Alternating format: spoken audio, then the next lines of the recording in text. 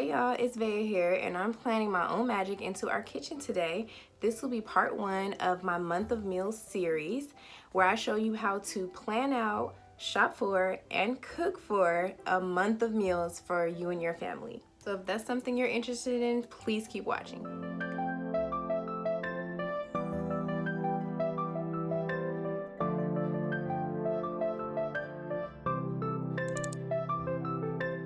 Hey, thanks for joining me. So this video will be part 1 of my month of meal series, as I said.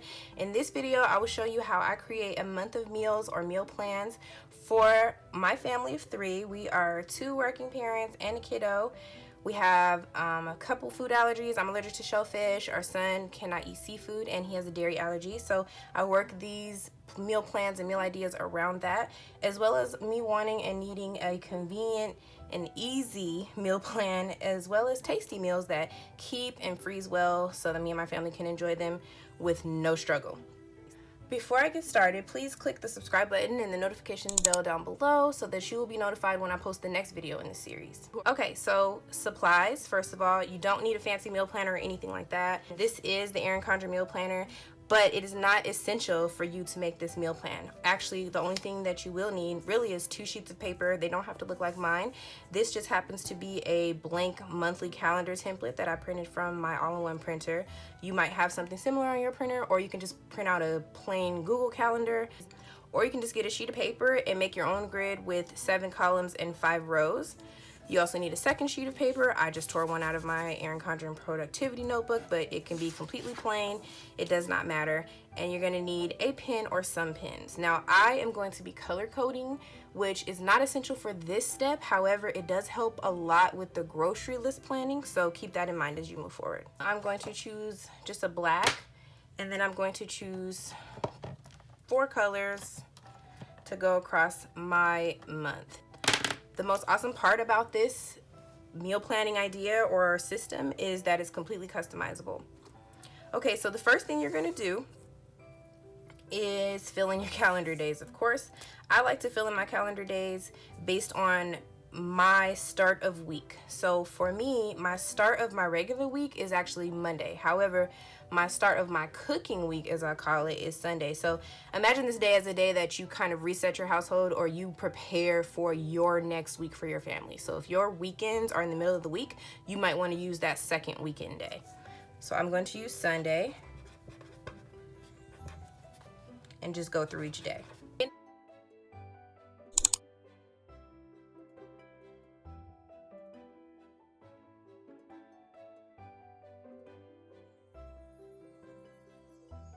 First real step, the first step of the actual planning process, is to decide what nights for you will be no cook nights. Now, for me, these nights are also leftover nights, but that may not be what your family does or needs. Find those nights and label them. We used to have a standing appointment every Tuesday, so that was a no cook night for us. So I'm going to go ahead and just keep that. And it is a leftover night for us, so I'm going to put leftovers, or L/O, so that I don't have to write it over and over and over. And our son used to have karate on these nights. We don't know if that is going to change or stay the same moving forward, so I'm just going to keep it as that for now. And then another day that we typically don't cook for whatever reason is Saturday. Now, Saturday, that's just the last-ditch effort that we make to clean out our leftovers out of the fridge. So we eat whatever's left before we start our new week. So these are my leftover nights. And I know that looks funny. My handwriting is terrible, but ignore. Step 2. This is the part where you can get completely creative, or you can be completely simple. You can copy my meal plans, or you can make your own. You can Google it. You can Pinterest it.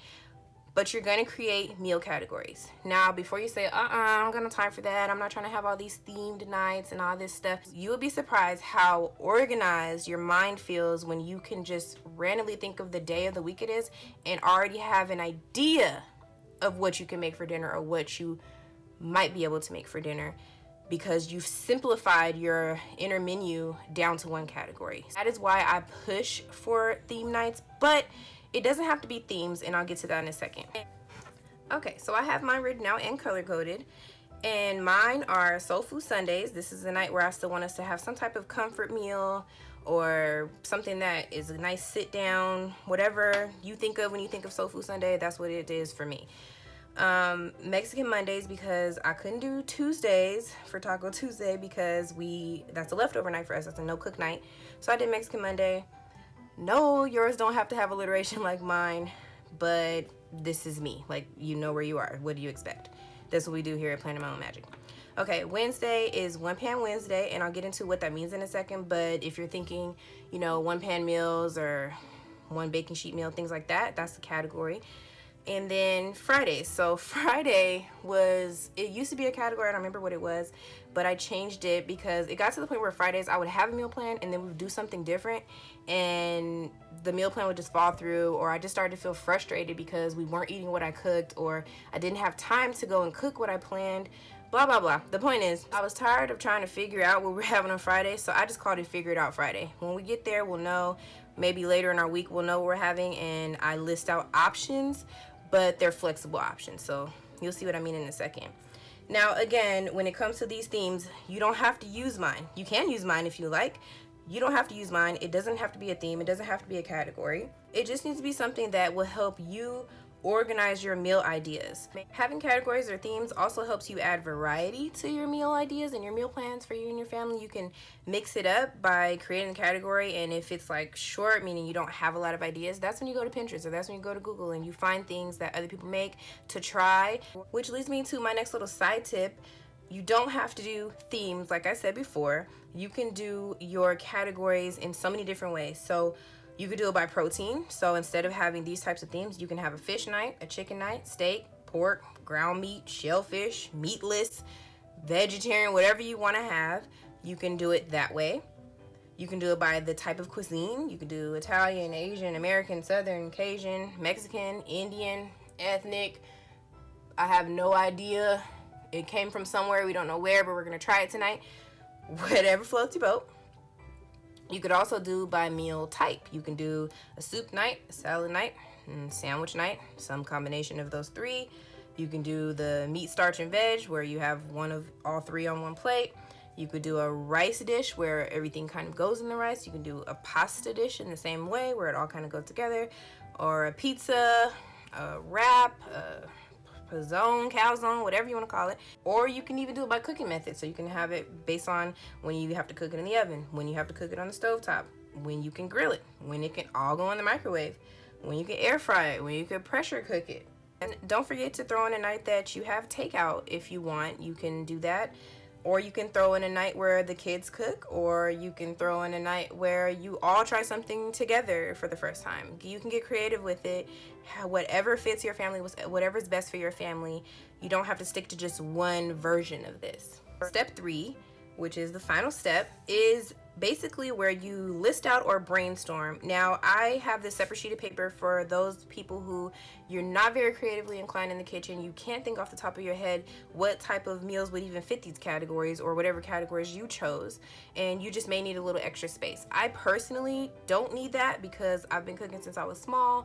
Food is just kind of an expression of love in my family, and I have a lot of meal ideas and recipes off the top of my head that I know we like.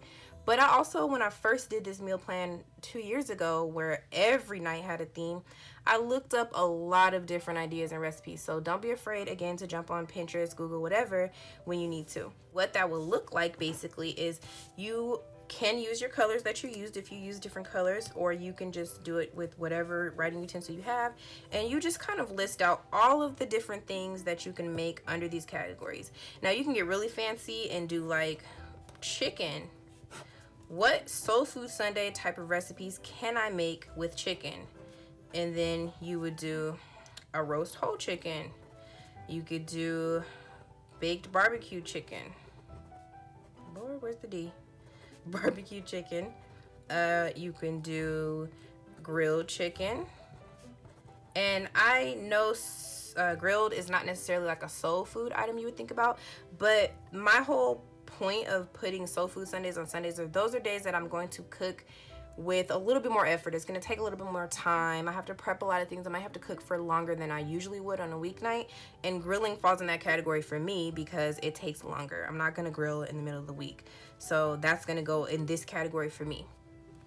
So that's just an example, and like I said, you can do that for all of your proteins just to be organized and just to kind of have a batch and keep this list that you make so that you know that in the future. Me personally, like I said, I don't need this separate sheet of paper, but that's why I had you get it for those of you who need somewhere to brainstorm. I already have in mind the things that I like to make for these categories, so that's what I'm going to do. I'm going to now list out the things that I want. Now, I am going to be a little bit extra, and I'm going to try not to put the same exact meal back to back on this list that I go down. Just because, you know, I kind of cook to the palate. I have to be more functional and efficient with my cooking now, but I grew up cooking, like I said, for love, and that was just the way we express ourselves. So we are that family that's like, oh my God, we eating spaghetti again?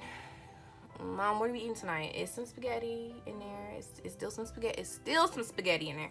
Okay, so I'm going to try to alternate. You don't have to. You can just use this to brainstorm, like I said, or use your scratch piece of paper. Now, in honor of all Black families, we are having some spaghetti. Spaghetti is an easy weeknight meal if you know how to throw some things together. It's not bad at all. However, our son believes that spaghetti is not really spaghetti unless there are meatballs in it. So when we make meatballs, which takes a little bit more time and effort, we're going to do it on a Sunday. And he actually likes to help make meatballs, so that's a nice one to put on Sundays. A salmon dinner is also another nice weeknight meal because salmon doesn't take long to cook, but usually when I make it, I make like extra sauce and things to go on the side, so I'm going to do that on a Sunday. Meatloaf. To get it right, you have to mix it really well. You cook it for an hour. So if you have a pre-frozen one or something like that, that's also good for a weeknight. But I like to do ours on Sundays because that just feels more cozy and homey. You know, meatloaf, mashed potatoes, and green beans. That's what we like to have. Then I'm gonna put barbecue baked chicken. This is chicken that I cook in the oven for like, I want to say it's like 2 hours. It comes out really tender and juicy, so we do that on a Sunday. And then last but not least, steak and potatoes. And once a month, we have a nice ribeye steak and twice baked potatoes and really do it up. And also, this is not including my grilled items. When I grill, I pretty much grill whatever meat we have and grill some vegetables, and I might even grill some potatoes or whatever I have. So I don't include that in my meal plan because that's not something that is going to carry on all year long. Now I hope you can see what I meant by alternating my protein types. So I have, you know, beef more than likely and maybe a little bit of pork in this meal, then fish, then beef and or pork again, then chicken, and then beef or steak again. So I try to alternate that, and I'm going to do that as I go through the week. Like I said, I'm a little bit extra. You don't have to do that. You can do it however you choose. Okay, so now I'm going to do the same thing for all of my other categories. Again, trying to alternate my proteins and or meal styles so that they're not exactly identical every week.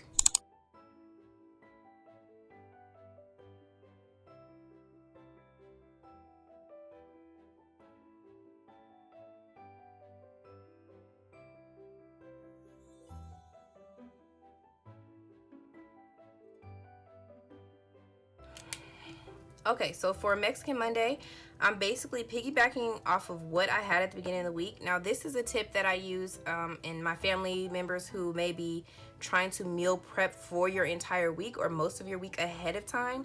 If you're using ground beef for spaghetti and meatballs, you can also use ground beef for tacos. So that is why I chose ground beef tacos for this day, because that's a recipe where you can do a 2-in-1. You can prep or thaw, season, whatever you need to do the meat at the same time. You could be mixing your spaghetti and meatballs and cooking your taco meat on the stove on a meal prep day. I used to meal prep before Corona, and I needed to do these types of things to make my week easier for me. Keep that in mind when you're building this so that once you do this meal plan, you don't really have to do it again or make too many changes.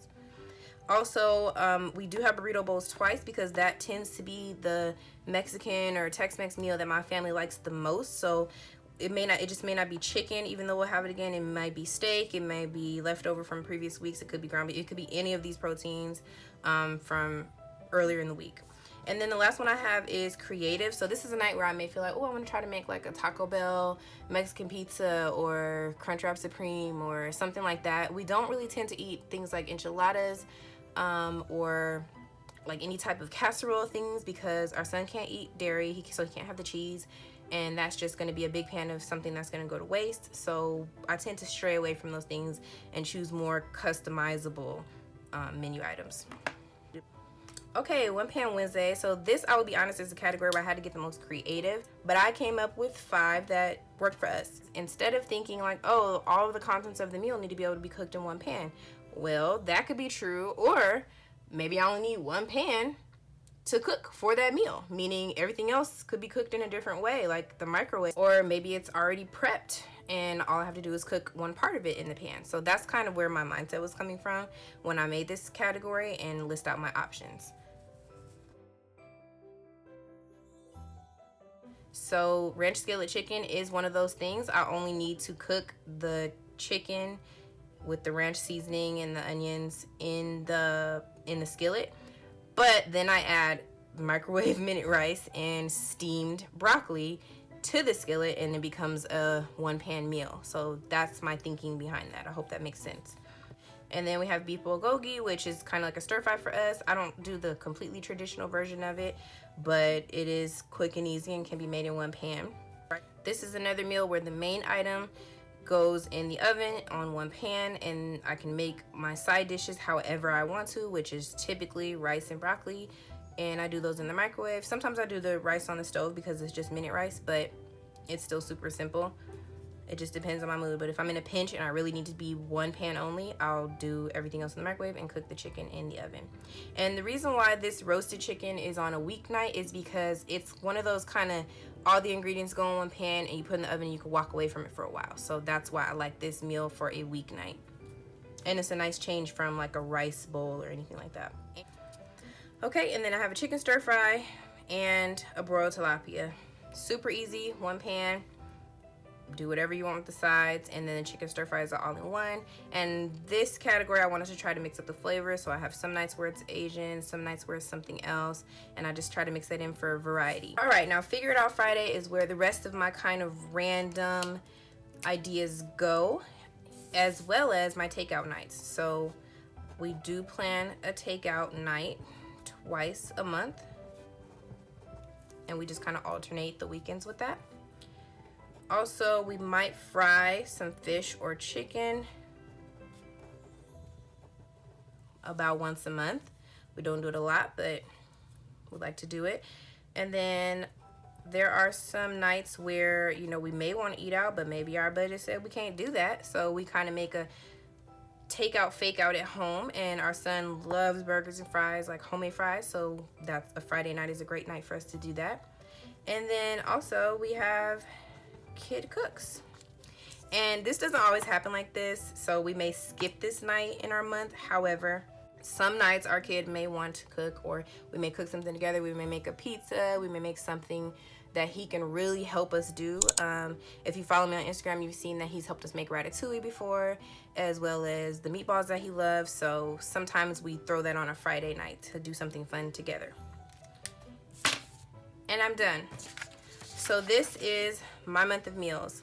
This is my week 1, week 2, week 3, week 4, and week 5, which is kind of just that overlap week that we usually have in our months. And when I'm done with that, go back to the beginning. In my next video, I will show you guys how I make my grocery list to shop in bulk for my month of meals. So be sure to subscribe and click that notification bell so that you'll be notified when that video comes out. Thank you guys so much for watching.